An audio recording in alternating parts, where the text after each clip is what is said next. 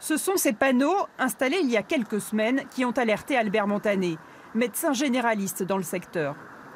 On a vu ce panneau et on dit non mais c'est pas possible, on ne peut pas imaginer que cette ville-là avec son parc disparaisse.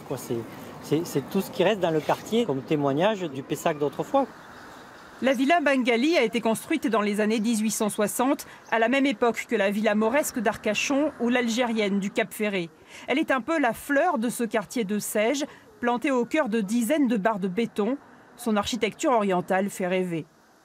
Je trouve qu'elle apporte un petit côté poétique, ça fait un petit peu voyager avec son côté oriental, surtout dans le quartier de Sèges, avec toutes ces nationalités. Je trouve qu'elle a toute sa place dans ce quartier. C'est le dernier vestige de ce que ce quartier était avant. Un château, le château de Sèges-Fourmanoir, avec ses vignes séchées, un étang, des bois. Si on l'a démoli, est-ce qu'on ne va pas le regretter, quoi? Mais voilà, la propriétaire veut vendre. Et un promoteur a déjà obtenu un permis de démolir pour ensuite construire 58 logements. La villa n'est pas classée, elle est même vétuste et sa restauration coûterait beaucoup trop cher selon la mairie, qui précise que le parc arboré sera conservé.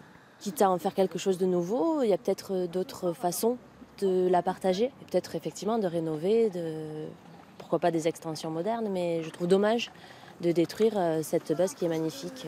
Le collectif a lancé une pétition espérant mobiliser le plus grand nombre et organise une réunion publique ce soir pour expliquer la situation.